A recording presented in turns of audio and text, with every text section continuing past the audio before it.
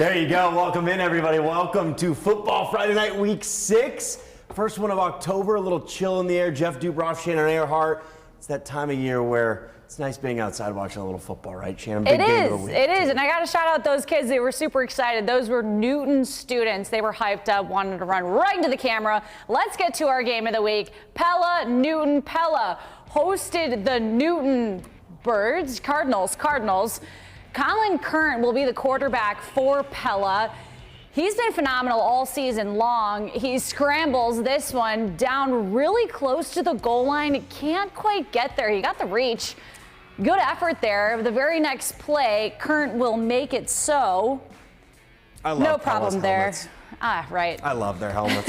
No problem there. A little bit of a tush-push. Pella up 7-0 early in the first quarter. Pella leads 13-0 in the first still. Quan Coley runs it right down to the goal line, up the gut. He will score this one 13-7. Pella still led. Current to one of his favorite receivers, Tyson Barnes. Watch this. Ooh. One-handed snag in the very corner of the end zone. It's now 20-7 Pella in the second quarter. Watch it again. One more time. Grade A nomination. OBJ looking. Barnes, my goodness. He told me that he wants to play in college. That highlight will get you there. Current, again, a long shot to the end zone, but it's picked off by Newton's Caden Klein. That's actually Newton's quarterback who has the hands. 20-7, Pella still leads. Current to Barnes. That is his third touchdown of the night. He could not be stopped. That duo was fantastic. Pella holds on to win it, 35-28, the final score for our game of the week. Oh, I have so much confidence. I know when it's a 50-50 ball, it's not really a 50-50 ball with him. He makes it easy for me. It was great. I've been hoping for a breakout game like that all year. We've been having such success, but to finally put it all together, it's been awesome. That was a great game. I know. Great game. Seriously, I'm like looking at the stats Tyson still. Barnes is going to be on the grade A. Let's go 5A though, Shannon. Valley is looking like the team to beat in Class 5A. Waukee Northwest, though, looking to make a statement. Great night at Waukee Northwest, one of the best high school stadiums in the state. Valley would strike first, knocking on the door. Drake DeGroot looking right. Who else? Zay Robinson, future Iowa State Cyclone. Woo-hoo. He'll make it 7-0 Tigers. We'd be tied at 7 in the first quarter still. Waukee Northwest, a chance to take the lead. Mark Heitland rolling right, throwing, and this is a dime to Elliott Combe over the shoulder grab. Would get a foot down with control. Wolves take a 14-7 lead. However, Valley would storm back from there. They wind up taking this game 45-21, Shannon. Man, what a game. 5A, Johnston playing host to Southeast Polk, and this is perhaps the most shocking result of the entire season.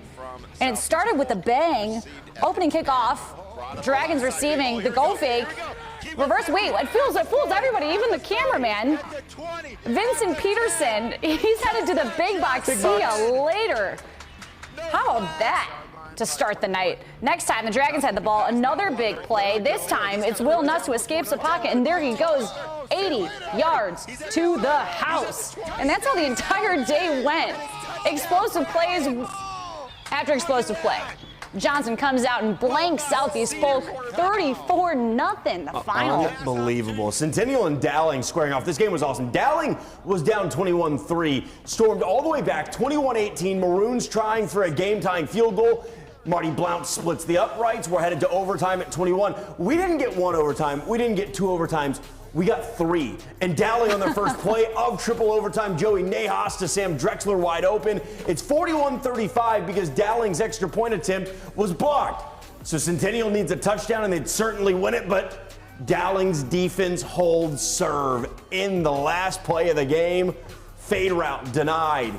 Beautifully covered. Dowling wins an instant classic. 41-35 is your final.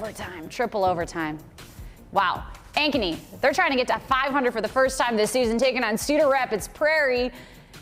They will get on the board first, an empty backfield, and they're going to let loose. That was Luke Anderson letting it fly. The play action got Evan Ermiler deep in the end zone. A quick strike gets Ankeny on top. This set the tone for the night. Third quarter, 21-9. Prairie driving, and the defense gets some points. Prairie quarterback Wyatt Eash looking right, and this is read beautifully by Lamarius Clark. Ankeny ends up taking it 35-16, the final score.